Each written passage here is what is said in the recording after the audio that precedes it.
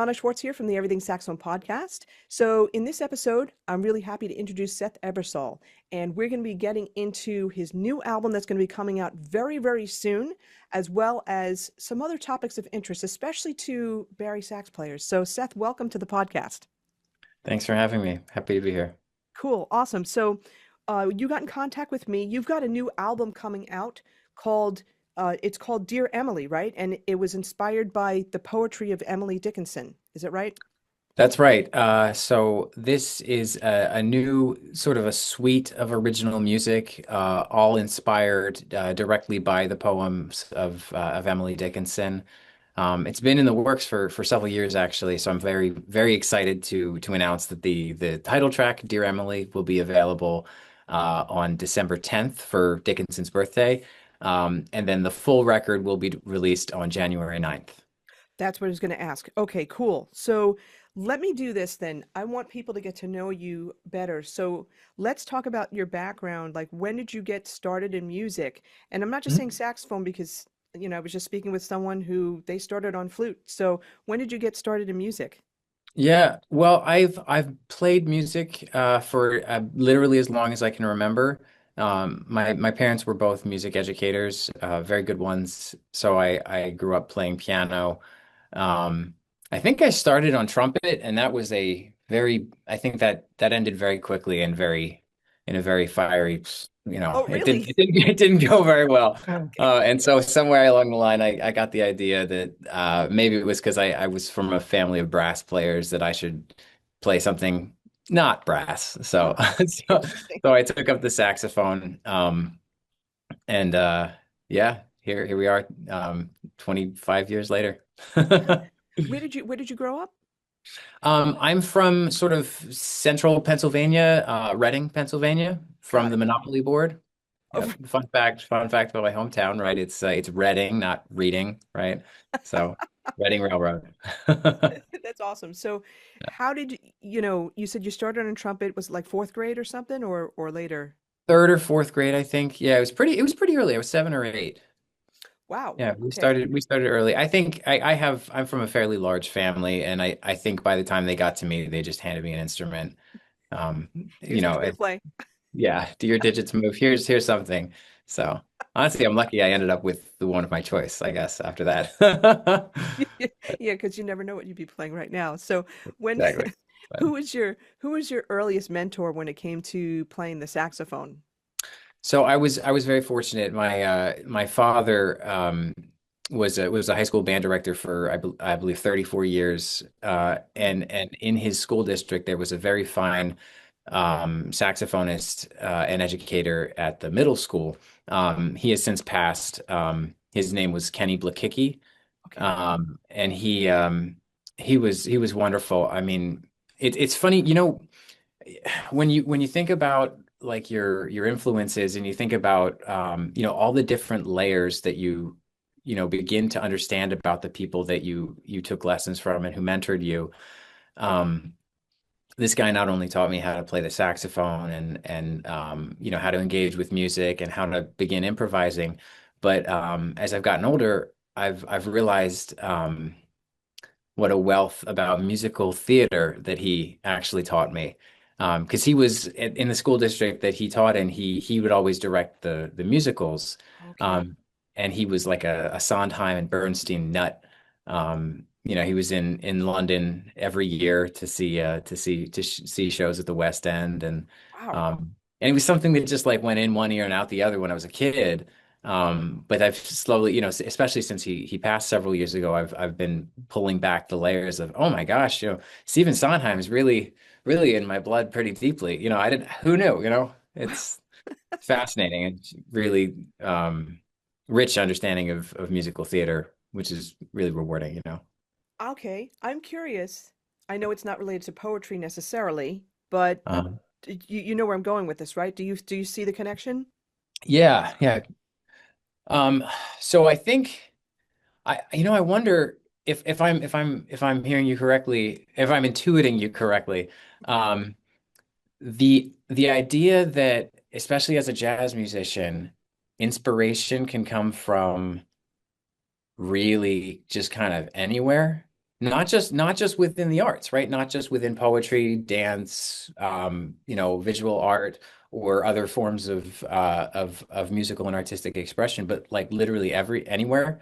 Um, yeah, I wonder, that's something that's been on my mind a lot lately. Is just the idea of um where your inspiration in music comes from, and just being excited by pulling that thread a little bit, and seeing where it leads you, and or maybe where it started, and not being surprised when it's not something you learned in school. Because we learned a ton of amazing information in school, learned, obviously we have many incredible mentors. I'm sure we'll talk about them in a little bit. Um, but one of the lessons I do remember from one of my mentors was that the music that you grew up with, like as a little kid, will someday circle back and be some of the most important music to you as an adult. It makes Um, sense because it's forming because at a very early age, from 0 to 9, and this is coming from Dr. Edwin Gordon's studies with music learning theory. He did all that research. So yeah. you're familiar with that. So yeah, that's where we're like a sponge. That's where we like learn Hmm. as much as possible. And of course we can learn after the age of 9, Hmm. but that makes so much sense because if you're for people that are not exposed to much music during that time period of 0 to age 9, it's more difficult for them to, make progress with music and stuff. They can still do it. They have to work Yeah. harder. But if you're exposed to various types of music, various meters, various genres, then it's like a rich history that you're exposed to. So it's interesting that you just said that. Yeah, I think that's definitely the case with this first teacher. So I remember hearing. So I in undergrad, this was Tim Warfield, actually, the great tenor saxophonist who told me this, and I was like, I don't know, I was like 21 years old, so it went in one ear and went out the other. I was like, I don't know what you're talking about, Tim. I don't need to know what you're talking about. I was like, okay, whatever. And then, now I'm in my 30s, and that all of a sudden there's this like weird obsession with musical theater. And I'm like, where is this coming from? And it's so it's from when I was just literally just a little kid. So Okay, all right. So then, fascinating. well, also the middle school connection, right, with the teacher, and it's just in one ear out the other. But were your parents also listening to musical theater? Did you hear that? Yes, yes, this is Oh, that's I'm glad you mentioned that, because this was a sort of one of those core memories, was that every spring for probably the better part of a decade, I would learn like 5 new musicals, because there would be my father would be directing the pit orchestra for one, so I'd hear that one on repeat. My mother would be she's a very fine pianist, so she would be accompanying 2 other musicals, so I'd be hearing her rehearse for those. And I have older sisters who would be involved in our high school production, which of course was a different musical. And then, of course, whatever Mr. Blakicki had, playing that week. So yeah, for a very long time there was just I was probably listening to more musical theater than jazz. I think I've told my wife many times that that was probably my true calling, not playing saxophone. well, because here's the thing though, with musical theater, it's got to be really melodic, and it could be very adventurous in terms of, Hmm. like I think Bernstein, right? But Yeah. it's very melodic. And so could you see how it possibly could have affected how you approach improvisation or even composing? 100%. And that actually is a direct tie to one of the few parameters I set for myself in the composition process for Dear Emily. Um, so this was one of the first one of my first experiences in um, something even approaching like collaborative, right? So the artwork for the album is my wife's. The music for the album is mine. The inspiration for the album is Emily Dickinson's work. So even though it's not a true collaboration, there are elements of different artistic disciplines, right? And so my goal for myself was to write melodies that fit the feeling from the poem, right? I mean, this isn't groundbreaking, but the idea it was a new process for me because I was also trying to incorporate um like respect for the poems themselves and then respect for the artwork that would follow, you know? Um Okay, got it. verse and so one of the ways to kind of bridge that was just, hey, write melodies, and some of the melodies are actually extremely diatonic. Some of them are almost entirely diatonic. And the idea was that they'd be mostly singable, hummable, sound as natural as possible, without forcing myself to write something that oh, well, if I write it like this, somebody's gonna hear it and they're gonna think it's super hip. If that if that happened at all, it would be as a side effect. The main goal was no, no, no, just sing the poems. You know what I mean? Got it. Yeah. Okay. Yeah. So, and that makes it more accessible to the audience when you're Oh, thinking yeah. sing the poems. Did you, okay, we talked a bit about musical theater, but what was the inspiration? Like, what made you think Emily Dickinson? I'm glad you asked. It's kind of related to this broader idea of artistic inspiration, not just musical inspiration. Um, so I'm a musician. My spouse is a fine artist, a painter, right? And we both really, really like talking about our disciplines. And we learned very quickly that it is difficult to talk to a musician on a high level about fine art, Okay. just as it is difficult to talk to an artist on a high level about music, right? I mean, you can, but at the same time, I don't have the eye, she doesn't have the ear. You know what I mean? And you can learn things, but so we found poetry as a place sort of to bridge the gap or not to bridge the gap, as a third space, rather, a third space of, hey, we're both coming at poetry as novices. Let's engage with this together Okay. and just think about what this is going to do for our ability to talk about art, to talk about, and obviously that's been very rewarding for us personally as well. But Dickinson was funny. It's not that deep. Dickinson is a very easy starting place with poetry because the poems are not daunting. You know, um, you're not starting with Hiawatha, right, which is super long, right? You're starting with like poems that are just very short, and about very, very transparently about, nature, about the seasons, about life, about death, about happiness, about sadness, about some very basic things. Um, so You're accessible. yeah, very, very accessible in the best possible way. Right. Right. And it's interesting because, you talked about some of the melodies are very diatonic.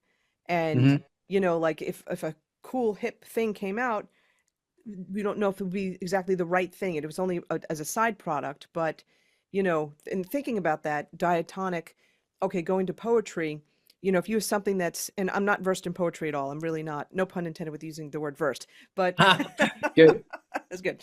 Um, but there are forms of poetry that are, much more complex and complicated, and she's not. And the thing is that if you make the music very complicated, there's a dissonance there. Boy, there we go again. There's a dissonance there that it's just not gonna work.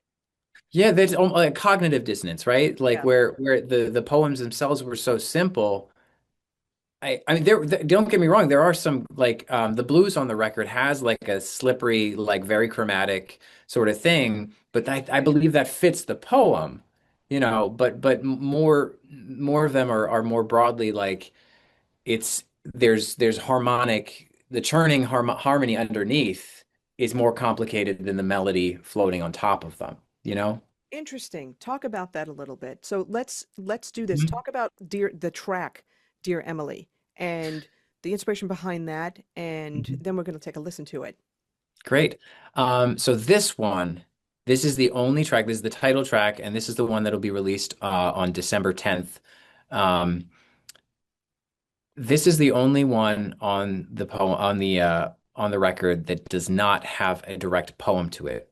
This one was just me. I figured there was it would be gesturally appropriate for me to just I had alternatively called this Sincerely Yours, or something along the line, as if I had written a letter to Emily Dickinson, and it felt appropriate to have something that was purely me. This is just my understanding or my feeling based on your work. So this I wanted it to have a sort of a wistful um introspective melody. But I also wanted it to feel there's a little sadness to it. There's a mode, the way that harmonically works, there's like a mode shift. I don't have the sheet music in front of me right now, but it goes, there's like a somewhat clever way, like a third becomes like, a different, that sort of thing. Um, and it kind of shifts the perspective, makes it feel a little bit more melancholy. Um, but I just wanted to write a simple melody and hang out there for 5 or 6 minutes.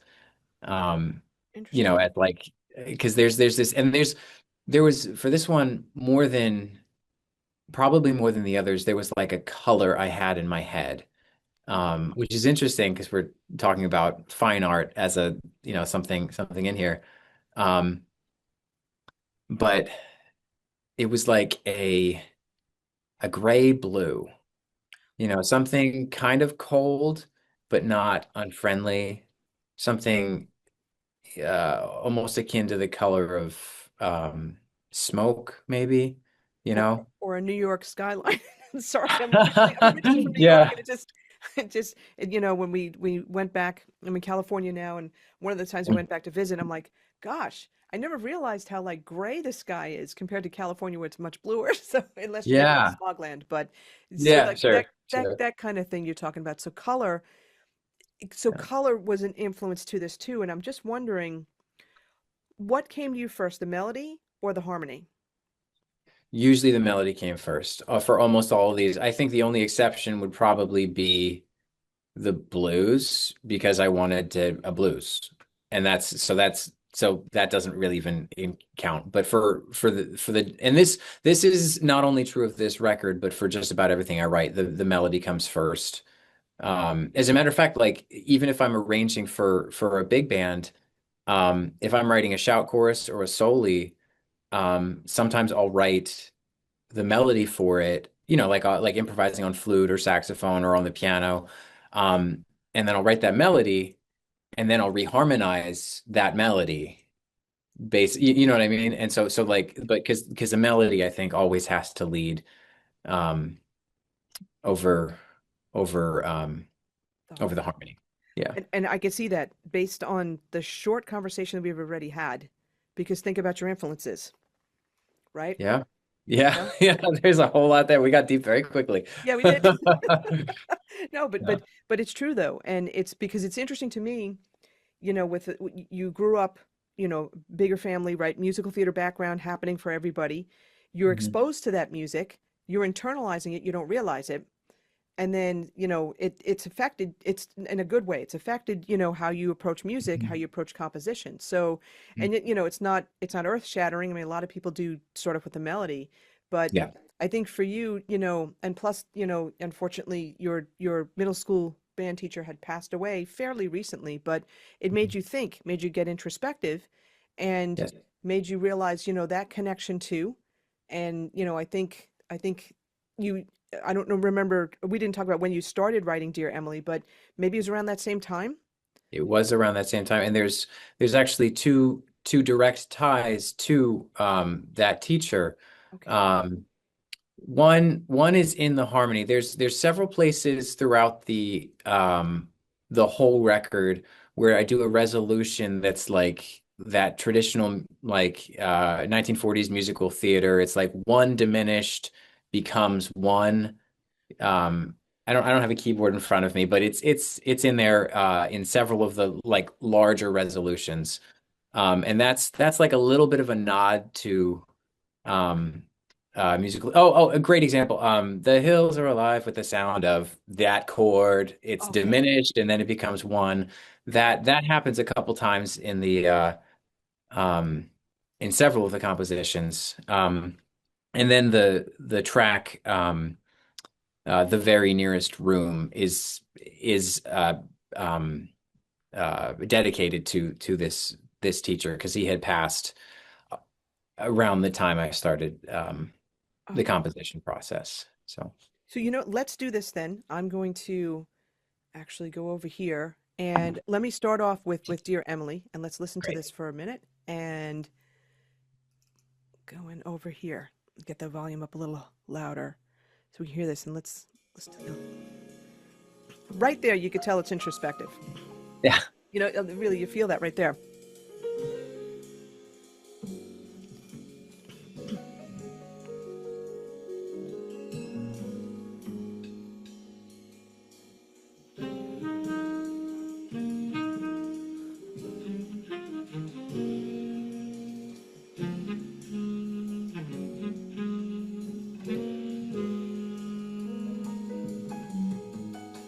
Interesting.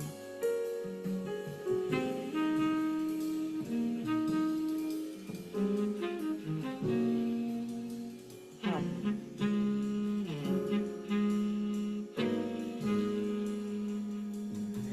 I have to say this because this is interesting to me. So I'm listening to this, and I listened to it before, but now I'm listening to it with different ears because I'm listening to it based on what I know about your history. And in my mind, the image that was coming, I'm seeing I'm seeing actually a theater production on a stage. And I'm thinking about a high school musical and the scene, someone singing that melody. And I know that's weird, but as I'm listening to this, I hear the introspection, but then that's the image that comes up in my head. That's weird. That's But wonderful. I'm thrilled to hear that. Yeah. I'm glad. Yeah. yeah. I there's I think there's a lot of space in this one because I think there's like an asymmetrical phrase. There's like two or four bars added at the end of each phrase. So it's still like in twos, but it's like 10 bars long or 14 bars long or something like that. So it just breathes a little bit more. And like the way I'm articulating it too is a little idiosyncratic. Buddha, Buddha, da, Buddha, da, da, da, da, da, Buddha, da, Buddha, da, right? There's like Yeah, some right there. some staccatos in a way that you wouldn't. Oh, and I almost feel like I'm like dancing a little bit, like skipping, maybe where it's like not really an appropriate place to skip, or almost like I'm dancing with the melody, kind of, by myself as if nobody's listening. You know what I mean? Yeah, yeah, yeah. You're playing around with it. And so when you create the melody, what do you create your melodies on? Piano or saxophone or flute, or does it vary? It really varies. It really varies. Yeah. Um, I can't remember if I were to venture a guess with this one, I might have sung it. Oh, interesting. Okay. Maybe not the entire phrase, maybe not the boo doo dee dee doo dee da. That'd be a little hard to. Oh yeah, but the maybe the first gesture doo dee dee dee dee dee ba doo dee da boo dee dee boo da. But I can't honestly it and I don't like to um well as not as a general rule I don't like to have only one process for doing the creative act, right? For like, for instance, okay, there are many different ways to practice improvising, and the more ways you use, the better, because it's such an elusive thing to practice, right? Same thing with writing melodies. I think there's a million ways to write a melody, so utilize all of them. You know what I mean? Yeah, like you said before, it depends on your source of inspiration because anything can inspire you, you Yeah, know? So yeah. it's interesting that you came up with this melody from singing because like I said, when I'm listening to this, keep going, I'm thinking, yeah, it's definitely a singable melody.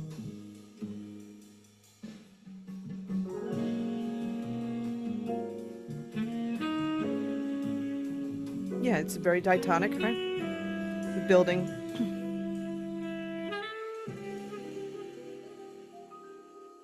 Space.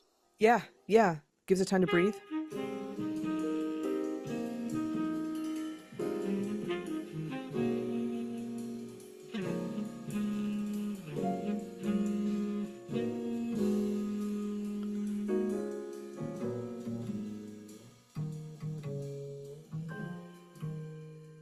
Is that written or is that improvised?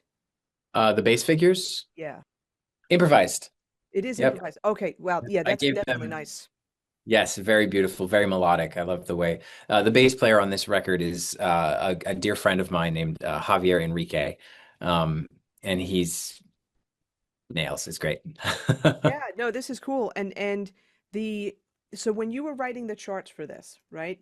Were was the piano part like did you write out the piano part or okay, got it. No, I gave the process of recording these tunes, I gave everybody in so when I wrote down like the roadmaps for everything, I included the original poems. And I'd read the poem before each take, or at least before the first take. It might have gotten hard to read it, Seth, stop. We're going to take the seventh take and you're going to read the poem again. So, um, but I'd read them the poem and I'd give them the energy I was feeling. Of course, there's definitely some many different jazz reference points. I mean, like I said, there's a blues. Another tune is several of the tunes are like other um, well-known jazz compositions, but I let the guys find that on their own. But I'd talk about the energy, the way it made me feel, the things I wanted to capture, and because I was okay, like the tunes were simple enough by and large that it was okay being fuzzy and vague about what I wanted. You know what I mean? Okay, so in other words, we were talking about interpretation. So you kind of left Yeah. you gave them a skeleton of the interpretation and you wanted them to take it further. Yeah, yeah, and of course, a couple rehearsals. Um, and then so we were able to, kind of rein it in, but it did it just generally everything needed to and that was the main thing was everybody was on board with this record not really having any burning tunes, like nothing's really fast, nothing's really showy. It's actually by and large, it's a very introspective record, and I think everybody understood that part of it, that it was a very maybe not self-serious, but a very serious record, a very thoughtful, that's a good word, maybe. Okay, that's good. Yeah, Um, yeah. not that things that are, I in no way mean to imply that things that are more cerebral are any less thoughtful, but I mean in a relaxing, pensive sort of way, and filtered through a straight ahead jazz lens. Yeah, yeah, no, because what I'm thinking about it is you're trying to portray a picture of what you perceive Emily Dickinson as or who she was. And this is I'm guessing, right? This is your thought process of that. And Yeah. this is where the music's coming through. And you're not going to have a bebop type of tune on here because that's not really indicative of what the poems necessarily mean to you. Yeah, I mean, a lot of that can't help come through because of the way I play. I mean, my like literal number one musical and saxophone influence is Hank Mobley. So there's bound to be a little bebop in what I play, probably a little more than a little. But that's not the goal in and of itself, right? And I mean, and that's broadly true of music that you create anyway. I mean, you may like or be massively inspired by something, but you're not trying to recreate it. You're just trying to play, right? Your job is to create the art and to play.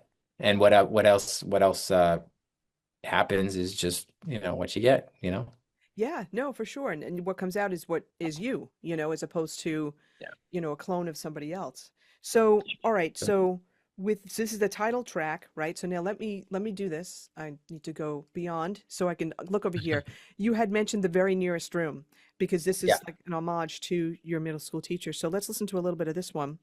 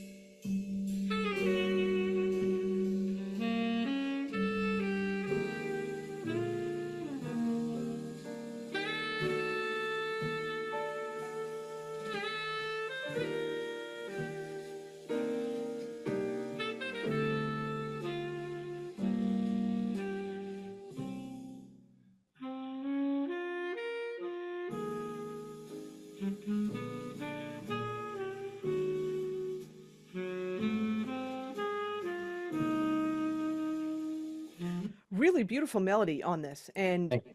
it really is. And you know what? I'm getting the feeling of like a yearning, you know?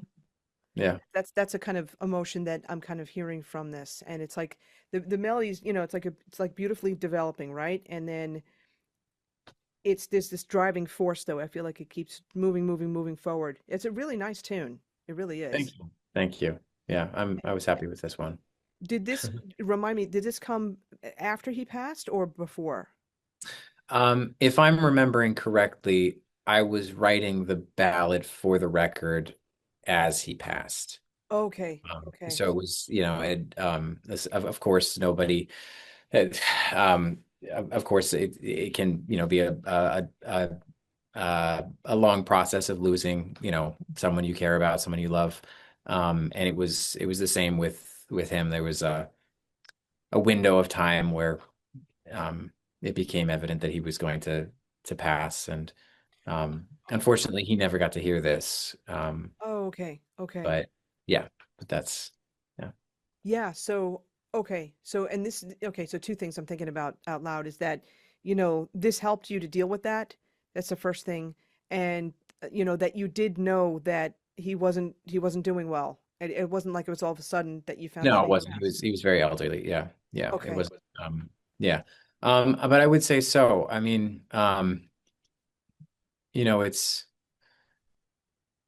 not the first time I'll say that a compositional process has been cathartic. And I would hope it's not the last. No, of course, of course. Yeah. No, it's a great way to, I think it's a dream for a lot of people, whether it's composing or improvising, but the ability to express yourself, to get it out, is really it's paramount for a lot of people, so no, I could definitely hear that in this. And what's interesting is that, like, ba-do-do-da-da-da, ba-do-ba-da-da-da, there's like a Mhm. lot of motivic development in this, you Mhm. know, and it's got this kind of retro, kind of, not throwback, but yeah, retro kind of feel to it, you know? Like it puts you back in time. That's what that's Good. Good. That's I'm glad to hear that. Yeah, I guess compositionally with this one there are harmonically there's elements of it that are just, it's just two fives. But then there's also some elements of at least what I perceive of Ellington and Strayhorn composition. I mean, it's in D flat. That the all all great Ellington and Strayhorn tunes are. But yeah, I think the one thing, I mean, because the poem itself very much, is dealing with death. Um, And I think you're right. The boo-doo-doo-da-doo-da, boo-da-boo-da-boo-da, boo-da-boo-da-boo-da. But so it's like three ascending shapes and then a simple descending shape, and then the bridge ascending again, and so there's a, like you said, yearning, but there's a, however you interpret it, there's an element of this that's just having to let go, you know, oh, interesting. um, Okay. or pain or yearning, like you said. Yeah, I'm That's I'm I'm glad to hear that. Yeah, no, that's cool. That's very interesting. Okay. You know what? Let's listen a little bit more and Yeah. then we'll go into the another tune. me see if this will pick up. Okay, I'm gonna go here and let me just bring this to, I'm gonna bring it to around, gonna go here where we kind of left off before.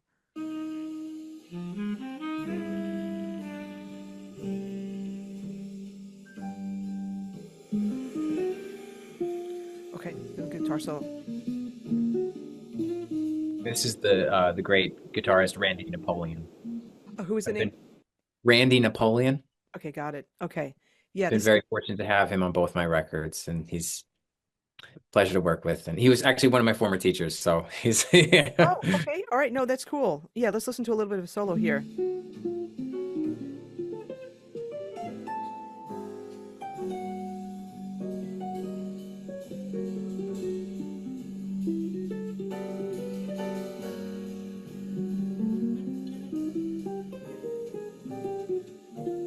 That's nice.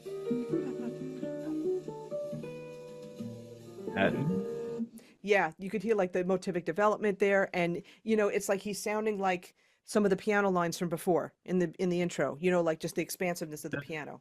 Which is definitely. really cool. This is no, Yeah. this is really good stuff, and so for the listeners and also for me too, was this the first album? Is this your first album like that you composed the music for?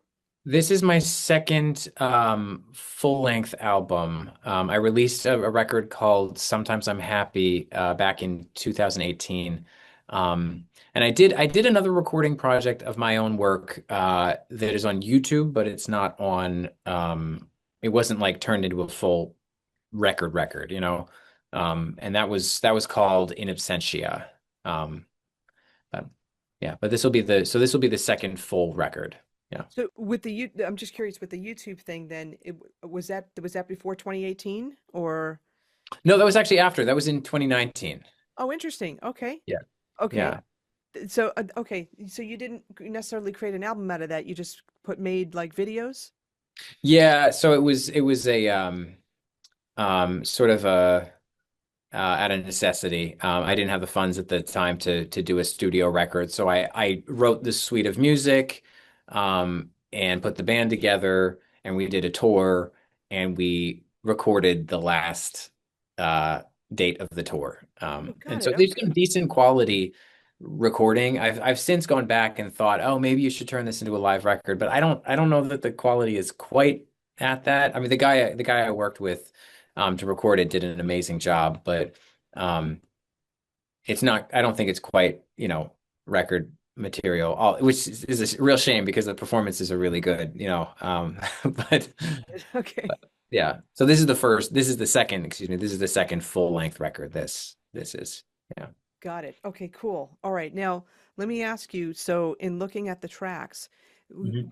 we've covered Dear Emily, we covered The Very Nearest Room. What would you say in terms of the other tracks over here that you like what's a track with a really good story behind it? Yeah, that's a great question. Give me a second. Well, I could talk about any of them, honestly. I mean, there's elements of To Any Happy Flower that I think are really interesting, as far as the way it engages with the poem. Um, the same thing with a track I'm very happy with is I'm Nobody, Who Are You? Um, Yeah. and then um, there's an interesting take on the poem for On the Strangest Sea. But let's talk about To Any Happy Flower because that one's a little different. I'm playing flute on that on that track. Okay. And what I should have had you do is had like the poems ready to perhaps read one or at least part of one or whatever. But The- I know that the beginning line of To Any Happy Flower, of course, Dickinson didn't actually title her poems, but um, apparently, with no surprise to any happy flower, the frost beheads it at its play in accidental power. And so there's like a wealth of images there, and the idea of, it goes on to talk about the way nature just continues in this sort of vicious, heartless, cycle that is in fact really um, beautiful. And the idea, I mean, of the like the circle of life, that sort of thing. That's, I mean, that's like the TLDR version of this poem, but the imagery of just a little flower, maybe at this time of year, right? Something that survived the first frost. First thing in the morning though, tomorrow, um, a very happy flower's head's just gonna pop off because of the frost, and the flower won't be surprised, and the frost itself, um, there's no malice in what it does. It's just what it does, and this is nature, and this is beautiful, and this is how the world continues um, um, um, Evolve. to Keep evolve, evolving. yeah, to Yeah. keep itself turning over, and so that's I was thinking about this, and there's like I didn't do this on purpose because I don't often write in a way that's is the term programmatic, where you write something to say, oh, this is supposed to directly represent this. This is supposed to direct, I don't typically write that way. Um, but there is the way the melody is, it could be representing the flower, or it could be representing the frost, you know, um, because it's either way, it's innocent, and it reads as that because it's played by a flute, right? And it's a very whimsical, sort of lilting, happy, for lack of a better word, melody, with this vicious, horribly challenging harmony underneath. That's so Um, interesting because yeah, when yeah, you said yeah. Maybe we should listen to we're gonna it. listen to it, but it's like a happy melody with a vicious with a Well, I vicious mean harmony. vicious because it's ridiculously diff this tune actually might be the hardest to improvise on in the whole record. The melody makes it sound very, very easy, but maybe similar to they don't really sound the same, but you know how like the tune Dolphin Dance has just this beautiful, simple melody, but the changes are really tough, right? Maybe it's something sort of like that. That And contrast. yeah, yeah, sure. Yeah. That contrast. That's cool. That makes sense. All right, let me put this on here for a second. Any happy flower. Yeah. I like that description.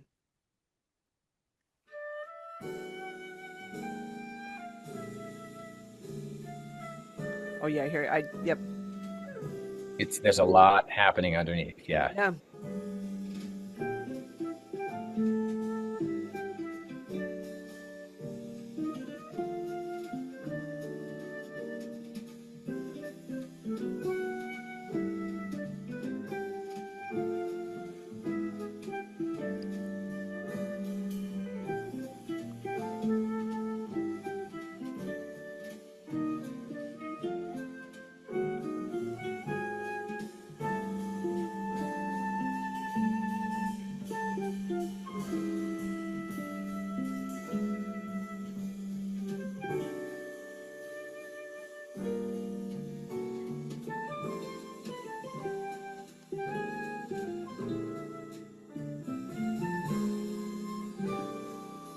I almost felt like that was the part where it got beheaded, but Yeah, sure, I'm like sure. waiting for it to happen. Yeah, No, but what's really cool, like, and I can feel like that dancing kind of melody, right? It's a happy flower. sure, It's sunny, sure, and sure. then something's gonna happen, in a Yeah, few hours. yeah. That's And really cool. it's like aggressively optimistic sounding, right? Aggressively. Because the harmony itself sounds very positive too. It's just really hard, you know? And yeah, How did you, okay, so how did you approach the harmony?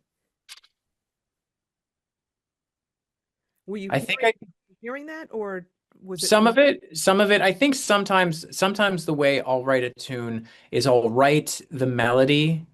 And then, oh, almost the way I said maybe you could write a shout chorus, but I'll write the melody, I'll write the harmony underneath, I'll do edits, and then I'll go back and I'll reharm okay? or start to add, like, hey, what's maybe not a hipper way of saying this, maybe a more sophisticated way of using this harmonic gesture because I mean a lot of chords are just versions of chords you're already using, right? You don't have to spell a 2-5. So, okay, so in my head, even though there's not a lot of direct 2-5-1s in that tune, functionally everything is.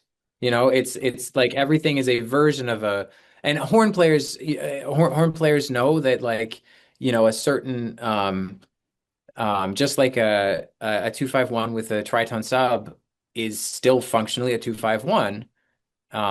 Certain other things, maybe you can do like two flat 4-1, and that's like almost like an altered dominant sound, right?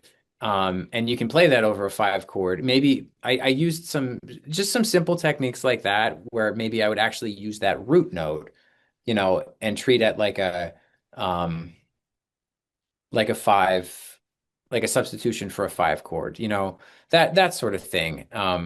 So in my head, with my like string board of where everything came for, it's just 2-5-1s. Um, but it kind of evolved a little past that to be something a little bit more just moving, and I think that was the main thing with this tune, and I think that echoes kind of the theme of the poem is that there's nature is just in a constant state of motion. Right. Um, Okay. Even though I it hear that. appears, yeah, Yeah, you're echoing you're echoing like, nature which has to evolve. Like so for example, out here in California, as scary as it is, but there's going to be lightning's going to hit trees and fires are going to happen. And yeah, it's nature's way of kind of clearing the brush, but also to spur new growth. yeah, So, it's that violent thing, right? The tree is happy and now it's gone, but it yeah, has to do that, has to do its job.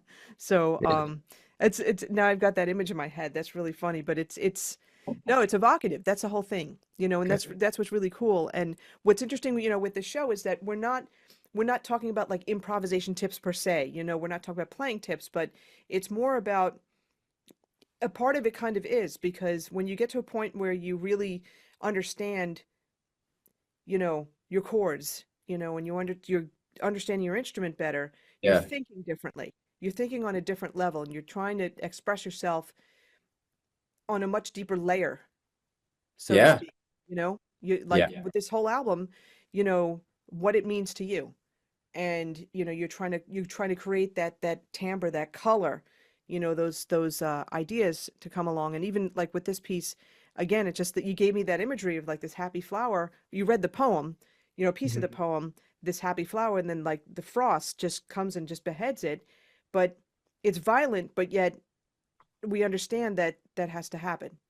So that's Yeah. that's pretty powerful when you think about it. It really is. Yeah, her poetry is amazing at its ability to present the most, I mean, the picture of innocence, right? The flower, and associate it with death and associate it with just the march of time in a way that feels that's what's so one of the things that about Dickinson's poetry that I personally find the most um, meaningful is her ability to talk in such frank and true terms about the things that scare us all. I mean, this is essentially that's about death, right? Yeah. And and it's the sheer inevitability of that flower being transient, right? And yet its beauty and meaningfulness are no less diminished because of it, you know? It's doing its Um, job. It's doing its role. That's the whole thing. Really, that's what yeah, that's what it is. quite beautiful. Yeah, when you're saying it that way, which is really kind of interesting. And Yeah. I'm just curious when you as the piece goes on, you're improvising, are you still having that image in your head of this, or because you said like, and I can hear it like that these are hard changes to solo over. So what was your thought process as you were improvising or when you improvise over this piece? Well, if I'm being completely honest, a little bit of it's like, wait, what's that fingering on flute? Um, but um, honestly, a lot of it was just trying to dance along, because the harmony for this one had so much going on, and that's the thing. There, I mean, speaking of improvising tips, um, sometimes the best way to get through complicated harmony is by playing simple, right? And I don't mean like riffing, skating over top in a way where you're just not engaging with the changes. That's not really what I mean, although that is obviously useful sometimes. Um, but what I mean is to engage in like the commonalities between the changes. This chord leads to this chord, and even though it's not like a normal 2/5, and it's like hard for me to hear it, there are commonalities between these chords. There's a reason this goes here. This goes to this chord. So let me focus my solo on being melodic and bridging the gaps between each harmonic gesture rather than trying to let everybody know, no, I completely understand every single function of every part of this chord, and you're going to hear how smart I am because I nailed every single portion of every single change. And I mean, I play like that a lot because it's hard not to. It's hard not to be like, no, you guys, no, check it out. Like I no, I know how these chords work. Here, let me prove it.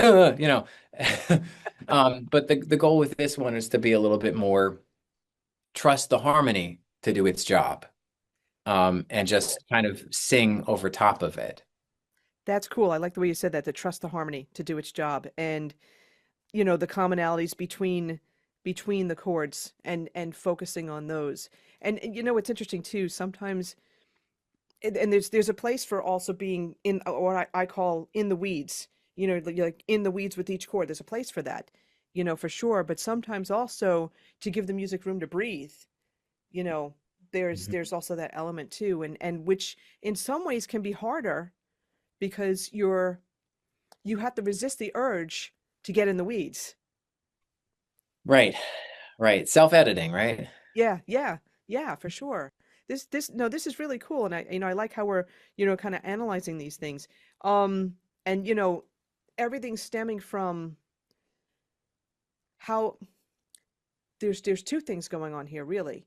Everything stemming from your interpretation of the poems, but Mhm. also then from there, like what you've created musically and the mood that you want to get across, right? Everything has to stem from that, and not necessarily I've got a C7, flat 9 sharp 11 here going to, that. Right. Yeah. So that's Yeah. really interesting. And it was also interesting too, the way you were saying how you approach this too on flute. Would you Okay, so let me ask you this question then. If you were to Have you tried to improvise this over the song on saxophone? I have. I think at one point I was considering doing each tune on any horn. Um, and I ended up, I think there's two or three on soprano, just the one on flute, and then I think the rest are on tenor. But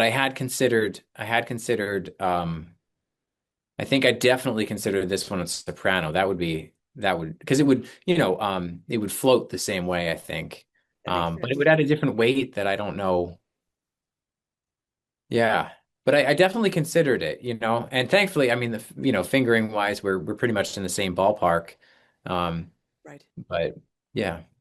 No, it's interesting, and it's also interesting that you said, in terms of this album, soprano, right? Mhm. Flute, alto, tenor.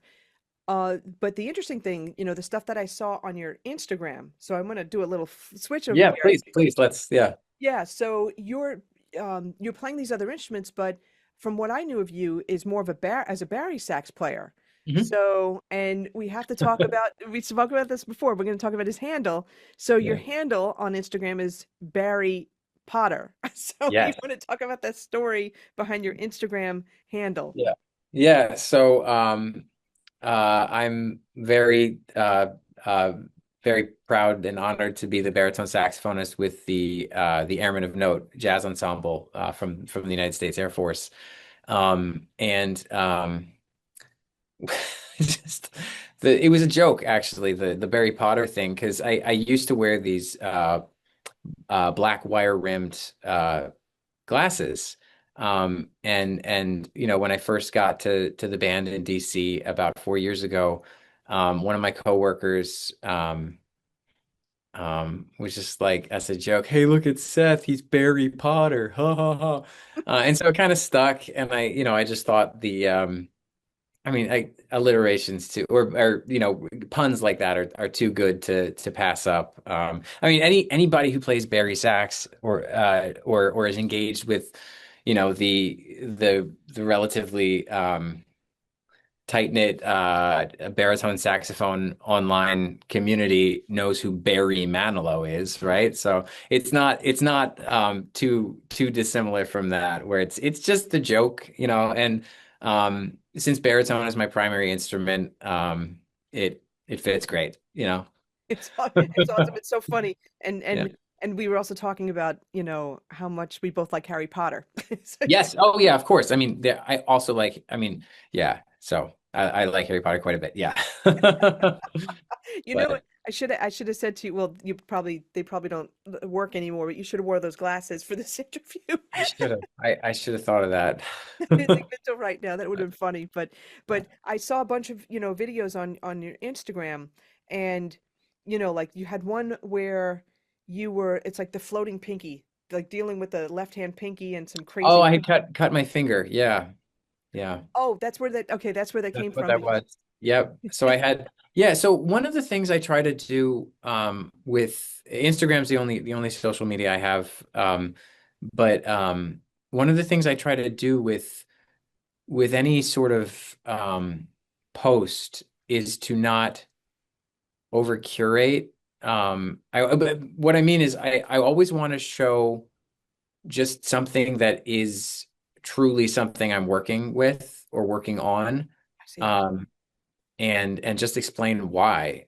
And so like some of my over the last like 6 months, I've had 3 or 4 posts about Paganini caprices that I've been working on, because I've been working on them on flute and on clarinet, to diminishing returns, but also on baritone and tenor and alto. Um, and they're not perfect, right? I'll get them where I feel like it's getting close, but then I'll be like, okay, this is a great time to put this on Instagram, because people will see the work in progress. It's not a fully polished thing. I'm practicing essentially. Same thing with I have like a handful of recent videos on just altissimo. I relearned altissimo fingerings after like literally over 2 decades of playing a certain set of fingerings. Oh, okay. And I've relearned them in the last 6 months, and that's like learning new fingerings on your primary instrument is not a fast process. And it's just the audio on my phone. So sometimes, I'm blessed to have a large sound on the baritone. So sometimes it overwhelms the the microphone on my phone. So, but I think that's something important, because I always want there to be an element of it not quite polished, because it gets to this thing on practicing where you really shouldn't sound good when you're practicing. If you sound good when you're practicing, and this is not new information, but if you sound good when you're practicing, you're probably not practicing. You're probably just playing. And just playing is remarkably important. I had a very long day yesterday, with rehearsals and some internal operations stuff, and I got home and I told my wife, hey, I just want to go in my studio and like play tunes for 45 minutes. And and that was so really rewarding, because I had warmed up, I had gotten like a decent amount of practice time earlier in the day, but I wanted to just play. Um, and obviously that's an important thing to do. to find the joy in playing. I mean, it's literally one of the most important things.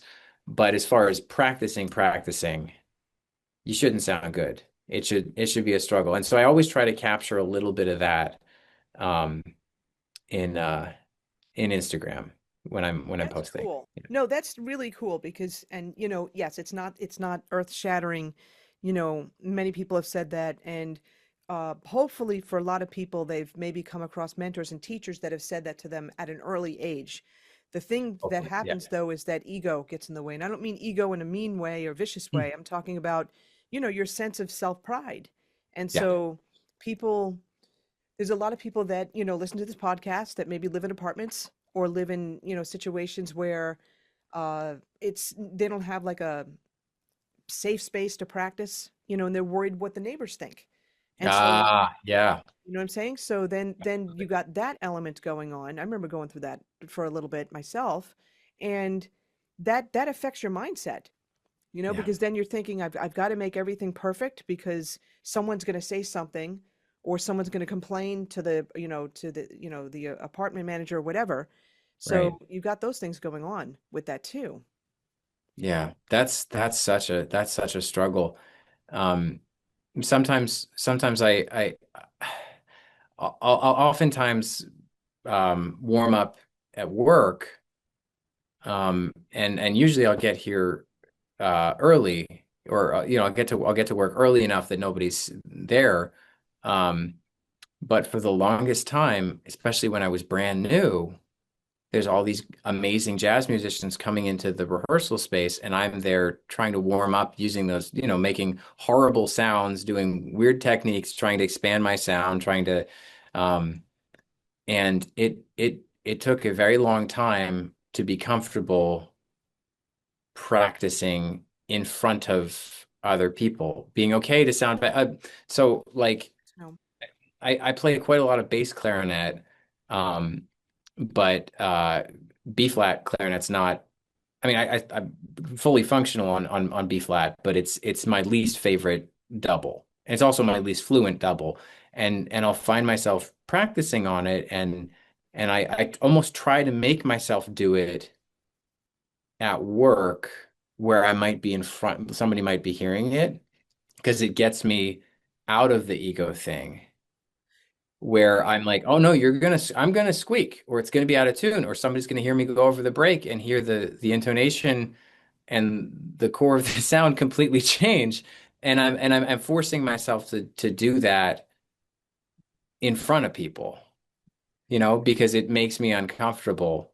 Okay. And I think that, how do you get yourself to, it makes you feel uncomfortable, but for some people it's really hard for them to yeah. get past that point. So do you just do it or Well, one thing at a time. Maybe you don't have to do every embarrassing exercise in front of everybody. Maybe just pick one.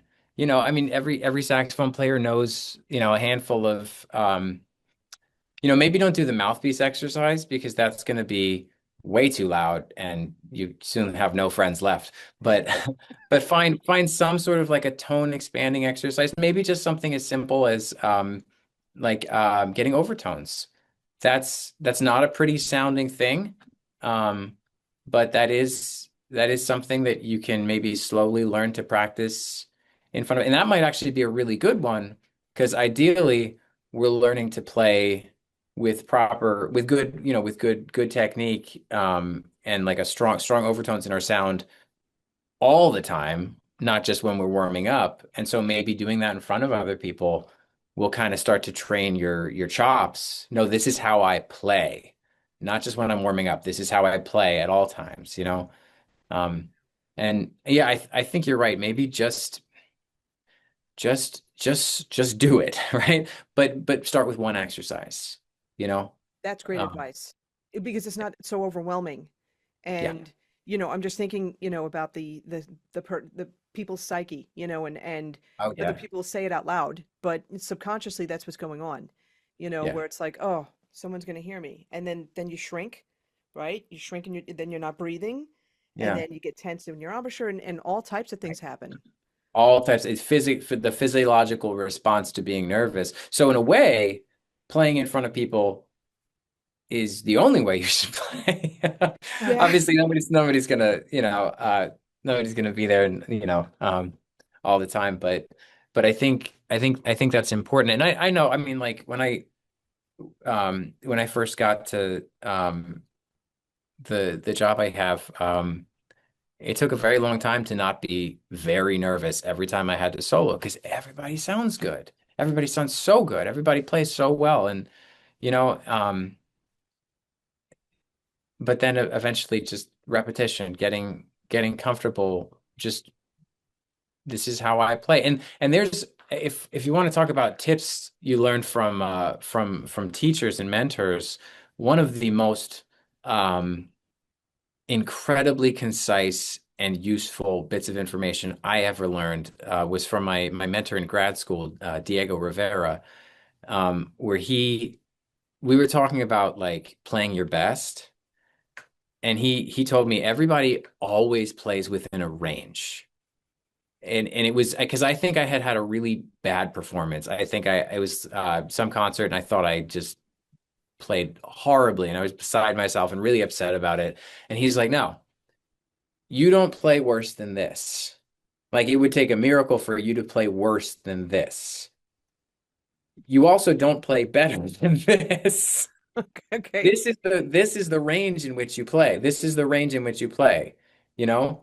And you don't like have sometimes you might have a performance that pushes you up a little bit, but it pulls everything up. Your floor doesn't get lower. You always play within a range. And so, sometimes so the idea and that kind of is really helpful for like if you feel like, oh, I got to take the solo of my life. Well, fine. It's probably going to sound like a good solo you took last week because this is the range you're in right now. The process of it, that's experience. That's years playing your instrument. That's many hours practicing at home with the metronome, with the tuner, with other musicians, learning tunes, practicing improvising, doing all of that. That's what brings your level up. And thankfully, your floor goes up with that because you always play within your range, you know? That's great advice. And that's It's that's really good advice. that Yeah. is really, that's really good advice. I mean, you could take it as, oh God, you mean I'm only this this is my only range, and oh my gosh, okay, but no, but you can take it as, okay, so today I raised the floor a little bit. Awesome. All right. Yeah. Tomorrow I may not have raised the floor. Maybe I'm at the lower end. Okay, but you could accept it better, Yeah. knowing But you're that, not actively it's not shrinking in both directions. right. It's your musicianship at any is here. And so sometimes like I'll play a solo. I mean, we've all been there. You might have played a solo that you thought was really bad. And then you'll hear a recording of it and you're like, wait, what? No, Yeah. that was fine. And so like sometimes I'll be like, okay, well, did you play the changes? And I'm like, well, yeah, I played the changes. Was your sound good? Yeah, my sound was fine. Did you mess up the time? How was your feel? No, my feel was actually fine. Well, what did you mess up? Oh, I don't know. I don't, this is like my internal dialogue, right? And and then I'm like, well, if you played the changes, your feel was good and your sound was good, chances are you played a good solo. Right, right. I mean, I get it if your phrasing wasn't precisely what you're hearing, if you're maybe reciting more than you are improvising, or maybe you just weren't quite, being as reactive as you would have liked to, or maybe the band was really, really great and you were not quite where they were, but there's because we feel so emotionally about our playing, it can be difficult to be objective and just say, no, I did the things, and even if I understand, like, even if it wasn't like like, um, creating a new improvisational paradigm for your own musicianship, you probably did okay, So it's like what I'm saying, I guess, is and this was the lesson from my professor was just that it is really hard to truly bomb, you know, and that's really, really helpful advice. Yes, it is, and it's actually that's really cool because that should make everybody that's listening right now relax and just like, oh, Yeah. I mean, that's Yeah. the whole thing. And again, here's the thing. It's really hard to truly bomb. It doesn't mean that you don't work, you don't put the work in, the time. It's not like, oh, if I can't truly bomb, I'm just not going to work on it. No, it's not that. You do want to put the work Yeah. in, and do the best that you can. And I think for a lot of people, I think it's sometimes it's based on unreasonable expectations because when you think about it, if you have a certain skill set on your instrument, let's say you're classically trained, okay? Mhm. A lot of people, general society will be like, oh, you could play trumpet. Oh, hey, can you do a solo on this? They assume that because you play an instrument, you should be able to just whip it out and play on anything, or Yeah. be able to solo on anything. And for classical musicians, that's a nightmare for them because that's not what their training entails. No. So you Yeah. got that expectation. That's like one series of expectation. The other expectation is that people, think that they see all these YouTube videos and they, even though they're saxophone players, they're maybe following guitar players and like, oh, I should be able to improvise, at this high level in like 6 months, and it's just some Mhm. unreasonable stuff going on there as well. So, Yeah. Yeah, I think you're right. The idea of how great you could possibly play, that's always process. That's always related to the process. It is very possible that you're going to go in your gig tomorrow night and play the best solo you've ever taken, but you're not going to be leaps and bounds above where you play. That's a process that takes discipline, experience, time, and uh and effort,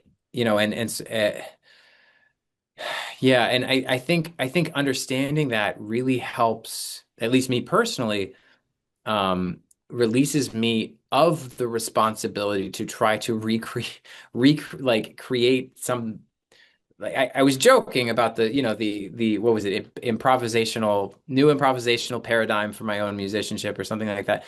No, you did the work. Now just go play. Just go play. that's the thing. You can record your shows, and you can find recordings, or record yourself and see where things are. But the uh your job when it's performance time is to just play, you know? Yeah, yeah. No, this is great advice. This really is because this hits upon all levels of playing for our listeners, Yeah. and all ages too. It doesn't really matter, what That your never music that is. never becomes untrue. Yeah. Yeah, no, for sure. And so let me ask you this question then. So can you remember your audition for the Airmen of Note? Like what was that like for you? Walk us through that process. Yeah, yeah. Well, there's only so many things I can say directly about the audition. But I'm glad you asked, because I was speaking with a couple students recently, who might be taking auditions, um, like that for different service bands. Um, and one of the things that came up in several conversations was the idea, this is a once in a lifetime opportunity. And I had to push back against that with each of them, um, because I know that that's the biggest mistake I made anytime I auditioned for um, any group, anytime I got a great gig with somebody's band. Anytime, I had an interview for a teaching position, I'd always tell myself, not unlike that idea, I have to take the best solo that I've ever, even though my range is here, I have to take a solo here. Otherwise, I'm not cutting it. I'd set the same expectation for myself before auditions and before interviews. And wow, was that really unhelpful. Yeah, wow. Okay. So my main advice was, just go play. Prepare as well as you can. Have your doubles, have your sight reading, play in tune. Everybody knows these things, right? If you're a jazz saxophonist, you should be able to play flute and clarinet. That's simple. Um, And if you're a working musician, you should be a decent, a halfway decent sight reader, right? Because you're not rehearsing for a lot of the gigs you have, right? Um, and but as far as when you actually get there to do your audition, just play. Don't focus on winning the audition. Don't focus on having the best interview if you're going for a teaching job or something like that. Um, just just play the way you play, because the worst case, well, the worst case is that you have an okay audition and don't learn anything, and next time you have an audition or interview, you put the same pressure on yourself and that just builds, and eventually you actually just don't enjoy music anymore. Yeah. Um, Yeah.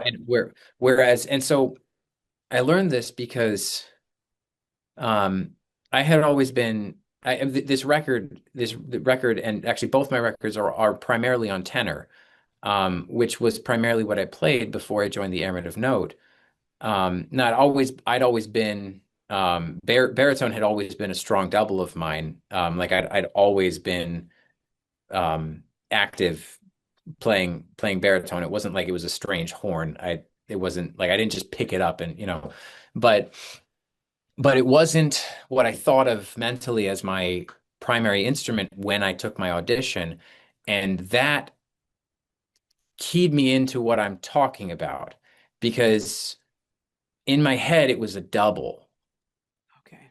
And so because I didn't set this expectation for myself, no, no, you have to be like you have to do X, Y, and Z and a bunch of other stuff. I was like, no, this is a great opportunity. I'm going to prepare as best I can, send the best pre-screen recordings I can, and we do blind pre-screening. I think that's pretty standard. I'm not sure, but so as to avoid any sense of bias, right?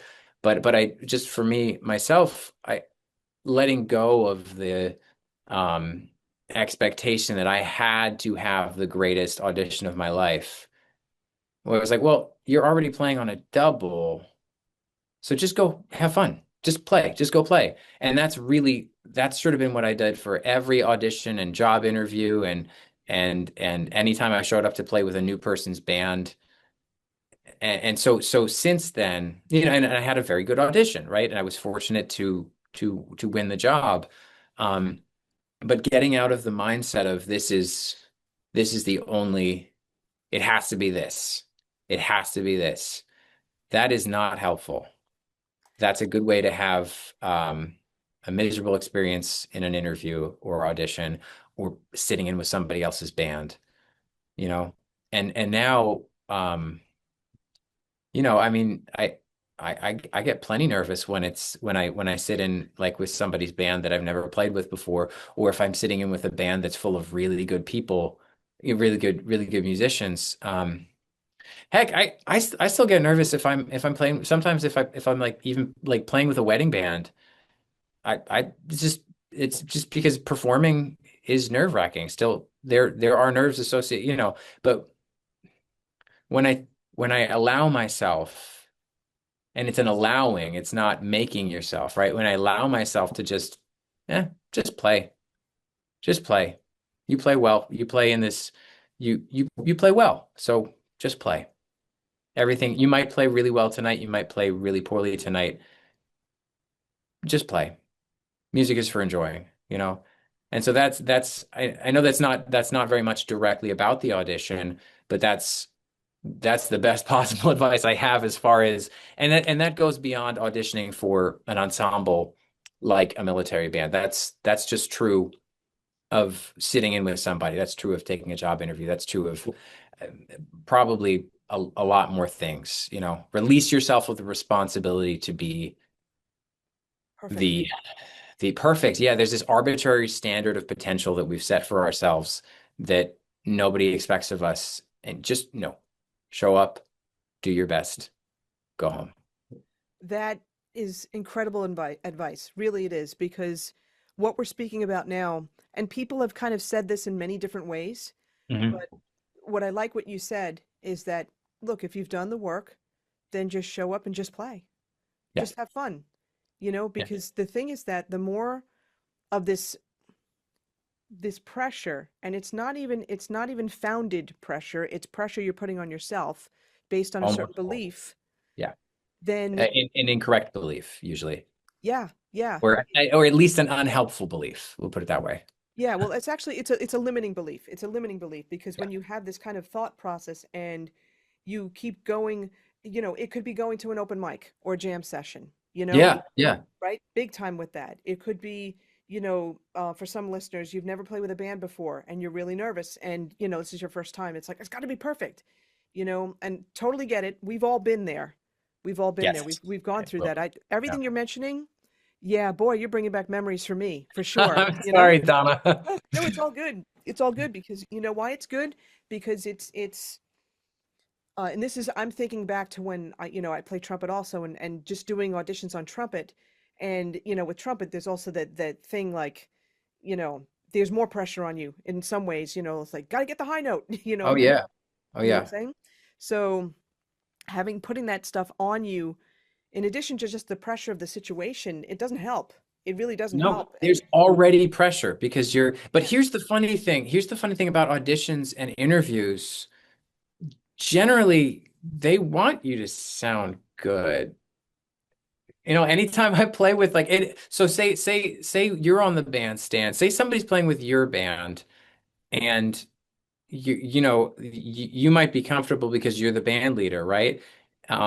Somebody sitting in with you might be feeling that is almost certainly feeling a version of those like jitters, stage fright or whatever, and but all you really want from them is for them to play. You call them to play with them because you know they could do the job, or you'd heard that they could do the job, you know? yeah, And and everybody's going to be happier if they just play. You know what I mean? yeah. No, this I know this. Um, for some people hearing this, and I hope that they really listen to this and listen to this again and again, Yeah. and hear it when we say that, yeah, when you go in certain situations, you can't, and I'm saying this for myself too, you can't always have like, I got to play like this, like this person or whatever, because then that's what your brain is focusing on, and it's taking you away from making music. There you go. That's the thing. Yeah. And that's actually when your brain is at, I've got to be, playing like Chad LB, who's a monster on the horn. I've got to be playing like him. Your brain is so much there that you can't actually make music because you're not leaving space in your head to be able to do that. Yeah, entirely. Yeah. So That's that's my best advice for um um and I found, and here's the other thing. I've found music is a whole lot more rewarding to engage in when that's your d default posture. I'm really, really grateful to be in a at a place where I am grateful every day that I get to play saxophone for a living. Um, and I don't want to add extra pressure. I practice every day. I have all these things I'm aiming towards, all these things I'm working, like I was talking about a few minutes ago. I practice clarinet, B flat clarinet a lot because I hate playing it, but I want to improve at it. right. And so like I'm going in those directions in places that make me uncomfortable.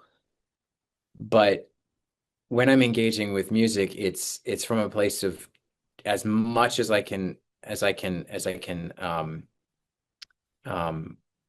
uh, control, or even ways I can't control. I'm always trying to be joyful when I'm playing. I'm always trying to be grateful that this is what I get to do. I get to be involved. I get to do music today, you know? Yeah, and what you said before too, and I really want to beat this because I want to beat this to death because this is very important. If you keep having the approach, even to your practicing, because I remember I had a student, trumpet student, that I couldn't believe it. He would get so angry if he couldn't get a note to come out. Yep. And he was a beginner, and his expectations were so unreasonable. And he was like, we're having a lesson and I'm trying to get him to, like, let's just relax. Let's hear this, hear the pitch before you play it. It's like, and just so angry, just so angry. And then where's the joy in that? You Yeah. know? And that's where people kind of, there's that disconnect again, Yeah. that cognitive disconnect, right? Where, there's this, somehow there's this belief that you have to be at this particular level at this time. No, there Maybe. isn't. And it's that's an interesting thing to interrogate because it's that usually comes from within. I've found, I mean, I've been very, very fortunate to have some really incredible mentors. But and I found that pressure didn't usually come from teachers. It came from like this fabricated idea of, like I said, the arbitrary standard of potential. You could be and that's what, no, you couldn't because that no, there's nothing defined there. It's just this nebulous idea of you as, I don't know, whatever, It's that's not you, and nobody expects that. Your job is to enjoy music and to continue improving at it, you Yeah. know? And let me dissect one word. And you said your job is to, and it's not, we're not talking job. We're not talking job. Oh, no, no, Like, no. Yeah. yeah, yeah, No. because it's interesting because I forget who I was speaking with yesterday, and they're like, "Oh no, I don't want, music to be I don't want music to be a job. I wouldn't enjoy it." And that was very There's a interesting the lot of way she wisdom said there. that. Yeah, Yeah. because Somebody somebody asked me today, like a non-musician, I met a new person today and I actually had like an hour and a half conversation or 3 hour conversation with them. 'Cause we trapped in the same place for 3 hours, that sort of thing. And this gentleman asked me about my approach to teaching uh different ages. He said like, because he wasn't a musician, so like, what would it be like if I were teaching him saxophone lessons versus the young elementary school student that I'm teaching clarinet lessons to right now? What is my what would be different? And what I actually started with was, I said, well, sir, the through line, the thing that would be common between both would be that everything would focus on the student's enjoyment of playing, right? Um, there would be, because I know for myself as a musician, that's one of the most hard-earned things, enjoying play. Because I mean, this is an open secret, right? Musicians don't always like music. Because it's what we do. Like the person you were talking to said, I don't want to do this for a job because then I wouldn't enjoy it. The yeah, best way to lose your joy of something is to monetize it, right? Um, I mean, that may not be true. That's just like that may not be exclusively true, but that's a belief. the No, it's a goal. belief. Yeah, it's a belief because people feel that if they're getting paid for something, then it's like it puts this pressure on them, right? And they can't Gotta go enjoy it back on as much. pressure. Yeah, back to that pressure again. But Right, yeah, right. but And so that would be the through line with students of all ages. And even people I'm helping get ready for auditions, um, and people that are gonna be professional musicians. Um, there's still there's still gotta be joy in your playing, because if there's not, you're removing the humanity from it, right? You're removing your own humanity from it, right? And that's really spooky, you but know? it's interesting. Okay, so a few things. This reminds me of my trumpet teacher Vince, and he would say that whenever he plays, he wants to sound like the angel of Gabriel, right? That's the first thing. And then he would always Off the say, gold. no, but that beautiful sound and just like honoring that. But then the other thing he would always say is that, you've got to bring yourself back to when you were a young kid and you're just playing and you're imagining. and you're allowing yourself to be imaginative. And because what happens is that gets beaten out of you, in school Yeah. and as adults, and Yeah. allowing yourself to be able to do that. And this way you find the joy again. The, Because, the yeah, focus on the word allow again. yeah, It's allowing yourself to play. It's called playing, right? right, You right. know, allow yourself to play. Allow Yeah. yourself to be surprised. There's a great poem by the poet Mary Oliver, and it's called "Instructions for Living," and it's so concise. I think it's um, um, be surprised, tell about it. I think hang on, I have it written down somewhere very very That's close. really cool. Because and the funny thing, it's like you're reading my mind. The funny thing is that I was going to say all of what we're talking about right now stems back to your recent project, Dear Emily, right? Yeah, Think about it yeah, because the innocence, right? You're portraying an emotion. There's no like you can't put an expectation on what your interpretation of her poems are, you no, know? no, But you're expressing yourself. And the whole point is if you want to allow yourself to express yourself, I mean, yes, you want to put in the time in the practice room, but it's not a drudgery. no. That's the thing. It's not a drudgery if you look at it as, hey, what am I going to explore today in a structured way? Yeah, But yeah. What am that I gonna Mary explore? Oliver poem, so what was it? Be surprised. Yeah, hang on. I got it right here. Instructions for living a life. Pay attention, be astonished, tell about it. Wow. Okay. Yeah, pay attention. I wasn't paying attention. That's why I missed the first line. No, Pay no. attention, be astonished. And that's, yeah. I mean, there's so much color in the world. There's so much at any time in challenging times or less challenging times. Life is worth living because we're alive. Music is worth engaging with. Music is important because music is important. Music is important because you're a human being. Art is important because you're a human being and your soul needs that. Wow. All right. Listen, those are awesome words to almost end this with. That was awesome. Tell us about, aside from this project, is there anything that you have future projects coming up, future projects you're thinking about? Personally, not anything at the moment. I'm gonna do a record on the baritone at some point in the future, but I'm not sure what point that is. Oh, So, I know what you should do. You what's should that? do you should do the music from Harry Potter. Do you think I'd be able to afford the licensing fees for that?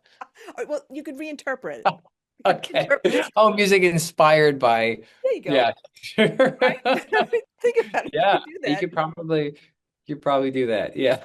That would be awesome. But no, thank you for asking. There's no nothing at the moment personally that's a major project on the horizon. Just December 10th for the single, and then the full record will be out on January 9th. How are you? Okay, so you're on Instagram. Do you have a website? I do not. I don't have a website anymore. I used to, but I'm easy to contact via Instagram. I'm pretty responsive on there. Um, yeah, Can people get your album or get the single? it will be released on all streaming platforms. Okay, so it's all streaming. Are you thinking about doing Bandcamp or just keeping it on the streaming? I'm actually just gonna have it on streaming. Yeah, Got it. Okay, so this way people know, and we'll obviously share your Instagram handle. It's Barry underscore underscore Potter. Yeah. Potter. We'll definitely share that for sure. And listen, Seth, this was really great. This was so insightful, and just the level of thought that you use to approach your album, your latest album, and how you're coming across with like the colors and how I was telling you, I was seeing certain things and just doing like a recap too, also realizing too how much that musical theater influence really came Yeah. across, is coming across still, you know, that Yeah. whole idea of approaching melody. And again, like I'm thinking about, you know, some of the pieces on the album, especially, you know, the freeness, the dancing around of the melody with the flute. You know, I could see that. You know, I could definitely see the imagery with that. So that's Yeah. really cool. You know, and just the priceless tips that you shared, that it's not just for playing saxophone, it's just life in general, but Yeah. that was great. Thank you so much for sharing that. Yeah. Thanks for providing the platform. Awesome.